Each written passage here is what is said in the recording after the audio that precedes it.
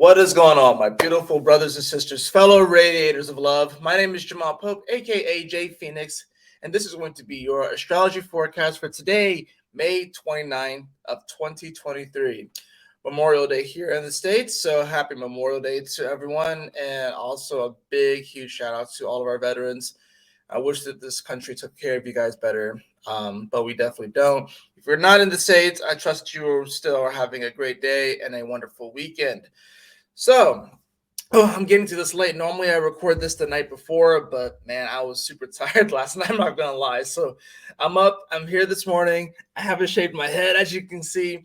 And sometimes we just show up to life just a little on the rough side, but that doesn't mean that we can't get things done, you know? So, if you happen to show up to life today a little on the rough side, don't even worry about it because sometimes that's just how life is. Well, we do have this moon in Virgo, and as you can see, pretty much as the day begins at this set for 6:30 a.m., the moon is going to oppose Neptune, a major energy right there. Of course, we just had a very intense weekend with two major T squares, one fixed one between Mars and the nodes, and another one which was mutable between the Sun and Gemini.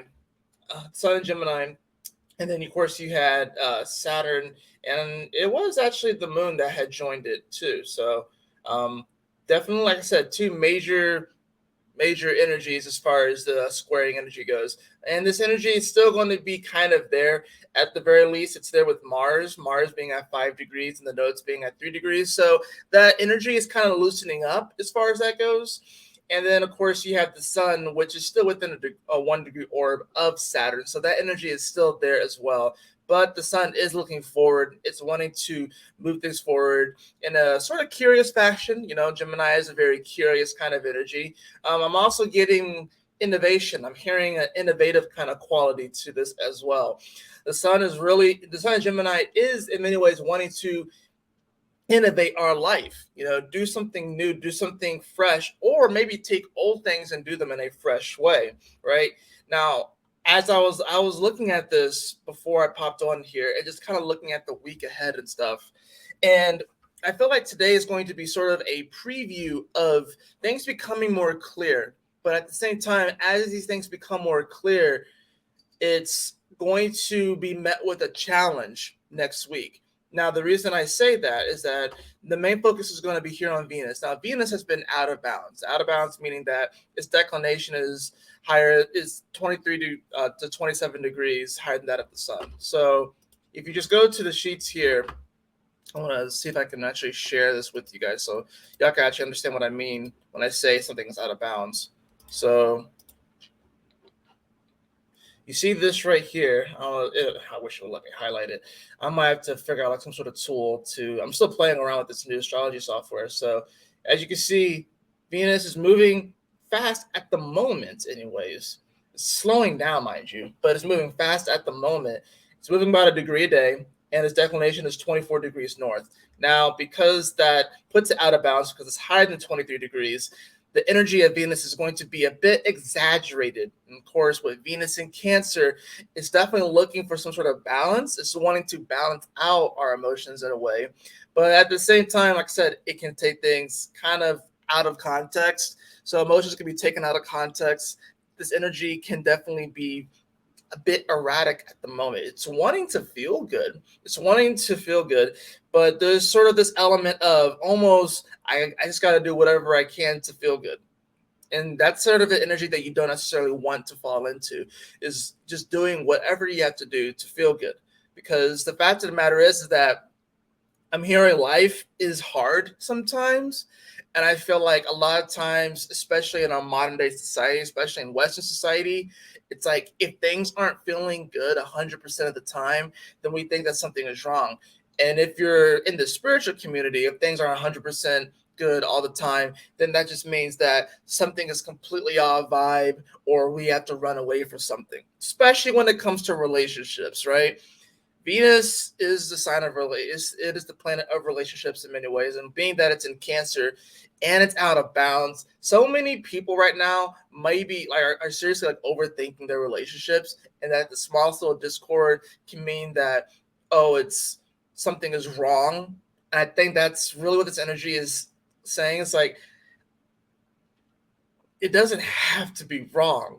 This especially happens in the spiritual community, where it's like, oh my God, if they're not my soul, if they're not my twin flame, if they're not, and I will say that if they're not my twin flame, then I can't be with them. Something's wrong. Something's off. The vibration is off. And I'm going to go ahead and tell you this right now. And I've been saying this about twin flames for a while. And if you watched any of my past videos, I probably have said this too. You don't necessarily want to meet your twin flame. I'm just going to go ahead and say that. You don't necessarily want to meet your twin flame. And here's the thing. At least my theory with the whole twin flame thing is that there are very, very, very few authentic true twin flames that exist on this earth. Very, very, very few. And when I say rare, I mean hyper rare. I'm talking like less than like 3 to 4 pairs.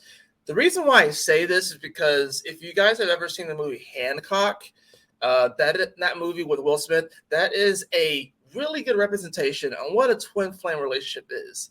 It is something that will tear your life apart and probably the world around you as well. I'm just going to say that. Now, I think that we can have twin flame simulations, but I don't know if we actually have too many twin flame pairs. But there's this sort of thing where it's like people are looking for the twin flame all the time, and when they find out that the person is not their twin flame, or if they're at the moment that there's some sort of imbalance within the relationship emotionally, some sort of thing, people throw in the towel and they move on. That's why so many people are alone. I'm going to go ahead and say it, so don't shoot the messenger, miserable. It's because they don't choose to grow with that person. They don't choose to find balance. They don't choose to work through those issues. This is going to be an energy, guys, where you really do want to work through that and not just jump the gun and thinking that something is wrong and something is off just because emotionally it doesn't feel 100%. But emotions are water. So water is going to move, water is going to change, right? So it's not something that's going to just remain static. Even Scorpio, which is fixed water, is ice, and that can melt. So water is movable, right? Even the most stubborn of the water signs can melt. I'm a Scorpio, trust me, I know. So Venus, like I said, still out of balance. But the good thing is that Venus, this is the last week of Venus being way out of balance the way that it is. It's actually coming back in balance, believe it or not. So things are going to start to really come more into like a clear view as far as that goes. The other planet that's also coming back more into clear view is Mercury. Mercury, being at 13 degrees of Taurus, is within 2 degrees of where it retrograded. It retrograded at 15 degrees. So not too long, in about a few days or so, I think it's like June 3rd or so, that Mercury actually will be out of shadow. And we'll finally, at least on the mental aspect, we'll have a little bit more clear picture on what it is that we're wanting to manifest with all this Taurus energy. It's on its way to Uranus. So that can be sort of like a aha kind of moment, It can either be an aha moment or it can be like a aha kind of moment, when meaning that like, shoot, you can take that Mercury conjuncting Uranus when it comes up later. I think it's going to be, we got a little bit of time before that. We got about a week or so before that, maybe a little bit over a week. But yeah, we're either going to take this it's either you're going to have like a mad scientist kind of aha moment, or you're going to have like this sort of, and it's two sides of the same coin. It's going to be a mad scientist kind of energy, but is it going to be the mad scientist energy of manifesting the things that align with the old you and this sort of version of yourself that has not grown, evolved, has healed certain aspects of the past, has gotten over certain aspects of the past, and has just decided to move forward? So you can either manifest something probably like what might be like your last ditch effort, or you can manifest and have this aha moment of like, you know what? This is what I really want. This is what I'm going to create. This is, despite the fact that these are the things that happened in the past. Everything that I have in my life, I think this is going to be the sort of realization for a lot of people where it's like, wow, I really did manifest this. A lot of people might actually believe in the law of attraction at this point. But here's the thing too. It's going to be that combination of the law of attraction and the law of vibration, that you only go to where you vibe with. You guys, I want you to see if I can maybe I wish I can make this. I wish I could make it a little bit bigger. But if you look at the glyph of Aquarius, I think this is interesting how, it looks like two waves and they're like the same next to each other. You know, it's like two waves on top of each other and they look the exact same. So it is about vibration, how your vibe attracts your tribe. So one thing I think a lot of people are going to realize is that this is almost sort of like a weekly one, but it's just today's sort of like a preview, I would say. Um, with Mercury coming on Uranus, we are all going to have this sort of aha moment. It's like, oh wow, where I am right now in my life and my physical reality, I did manifest this. What am I going to do about it? The sun being in Gemini at 7 degrees, like I said, it's still coming off of that square to Saturn. So this is about, we actually can, if you have a dream and you want to build a dream, because that's the thing about it. Dreams, it like Pisces is about dreams. It is, but it can be a fantasy world. But hey, if you have a dream and you want to make it a reality, you can actually do that. The squaring energy is with Gemini is, first of all, saying that, hey, you're not going to be able to do it alone because you're going to have to find the right people and the right tools. You got to think tools in many ways is also a Gemini quality, because it is these tools that we use, these things that are peripheral, the things that we can pick up with our hands, that the reason why we have them too is that it's like the sort of curiosity kind of thing too, trying to figure out, hey, if I use a particular tool, can it make this action that I'm trying to do or make this thing that I'm trying to achieve better, right? So with that squaring energy that the sun's still going to be having to Saturn on this day, there's definitely going to be sort of like I wonder if I connect with these people and with these tools, how can I actually make my dreams become a reality, right? I mean, there's a lot of space still between Saturn and Neptune. It's still like it's still like 21 degrees and stuff. But that's in many ways this energy is actually very positive. Now, the moon being in Virgo is going to oppose Neptune, of course, at the start of the day. So, where the moon, we're definitely looking for some sort of emotional clarity and really trying to fine tune some things. Virgo definitely wants to fine tune some things, trying to figure out, it can be a bit of a critical energy with the Virgo stuff, a bit of a perfectionist kind of energy. But it is mutable Earth. So this is about kind of moving things around. I did say this weekend it would be a good opportunity to get in the dirt, maybe do some maybe planting some flowers and stuff like that too. Honestly, being that it is Gemini and we're about to head into the summer. So this is that moment where you're kind of switching your blooms. You're gonna have like those flowers that grow primarily from, like the early summer into like fall time. So there are certain flowers that grow better during certain times. So we are kind of shifting from the flowers that do better in that early spring to that summer to the flowers that do better from that late spring, early summer to the fall. So we are already kind of in this shifting point anyways. We're in like this sort of middle ground anyways. But that moon is going to, of course, move. Oh, wait, I have it set to day still. Here, let me set that to hours. There we go. And then, so by noon, the moon will come into Libra. So the moon will be in Libra for most of the day. Now, the moon, of course, is going to be looking for some sort of emotional balance, definitely looking for some type of equilibrium.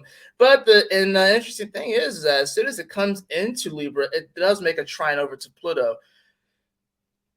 I mean, Pluto's already not the easiest energy to deal with. It is retrograde, mind you. So there's definitely going to be this element too where with the moon moving into that space, things might the vibe might feel a little bit off anyways, even though the moon is looking for some sort of balance and some sort of connection. It may feel a little bit off balance, but it is at 0 degrees. It is a trine. It's overall very positive energy. This is why I keep saying that some of you guys, I don't know why, I'm just hearing the whole talk about twin flames thing, even though I don't really talk about this topic that often. But I think what it is that some of you guys some of you guys are mulling over the decision on whether or not to leave something or someone just because it doesn't feel 100% on. And get. Here's the freaking thing too, right? Cell phone, right? This thing can function, right? So long as there's some juice in it. It doesn't have to be on 100% all the time. It could be at 90, 80, 70, 60, 50, 40, 30, 20, 10, 5. This thing could even function at 1%. It may not stay on that long, but it can still function. I felt like some of you guys in your relationships, like the moment that it goes to like 99 degrees, you feel the need to plug it right in. You feel the need to plug right back into the charger and it stays on that wall because it's not at 100. Life's not always going to be at 100. Sometimes life is at 90%. Sometimes it's at 75%. Sometimes it's at 69%. Nice. Sometimes it does feel like we're at 1% and we have to kind of stay plugged into something. Because if we don't plug in real fast, then we're going to like shut off and stuff like that. And sometimes it feels like we are at zero. And we just don't have much left we just have like nothing left in the tank. But we can always be charged up. This is an energy. This is a week where our charge is starting to come back. But here's the funny thing too, is that as our charge comes back, as Venus comes back in bounds, it is not just, it's going to be kind of toting the line though, mind you, because this is going to be, like I said, the last week of Venus being way out of bounds, the last few days of Mercury being in its shadow, and it's about things are going to start to become clearer. As things start to become clearer, the moment, and I kind of want to show you guys this because it's actually kind of interesting. So just because I really want you guys to prepare for, I want you guys to be prepared for what's coming, right? So you move this forward, you got June 1st, and then you got, I want to say it's, what day is it? I want to say it's June 5th. So that's going to be what? That's going to be next Tuesday. Let me look at my calendar here just because. Yeah, so come June 5th, which is actually, a week from today. I want to say that by this point, Venus actually will be it will, not be out of bounds anymore. By this time, Mercury would have conjuncted Uranus, right? So at 20 degrees. So that conjunction would have happened. The moon will be in Capricorn. But here's the thing, that moment that Venus is really finally not out of bounds, it's actually going to be at the same declination as Pluto, just on the other side. This will be 22 degrees north, and Pluto will be 22 degrees south. So it's going to oppose Pluto. So that's the thing too. That's going to be the major test, is when Venus is starting to actually feel a little bit more online. It's not as out there, not as erratic, even though Venus likes to be in Cancer. The fact that it's at this weird declination where it is out of bounds and it is a bit exaggerated, it's not going to be exaggerated anymore. Venus is finally gonna, what's that commercial where it's like, is it the Twix commercials where they eat the candy? Like they're starting to weird. They start acting weird, and then they're not like, and they have to eat like the Twix bar, and they come back to normal. I can't remember which candy bar it is, but it's like a certain candy bar where it's like the commercial where like someone's not acting like themselves. They eat this candy bar, and suddenly they're cool again, right?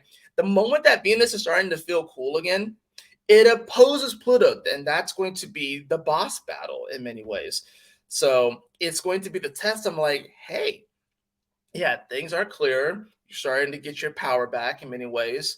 You realize that you have an incredible arsenal of tools. Now that you realize that you all this, let's get ready for a boss battle. And that's really what we're going to be building up to. This whole week is in preparation for this boss battle that's going to happen a week from now. So, like I said, with May 29th, like I said, that moon, of course, is going to move into Libra. It is going to trine over to Pluto. And I think it's really more so by tomorrow, it'll actually trine the sun. So, because by the time you hit around 8:30 or so, that moon will be around 4 degrees or so. It's going to start making the sextile over to Mars. It will start to trine over to the moon. It'll be a little bit longer.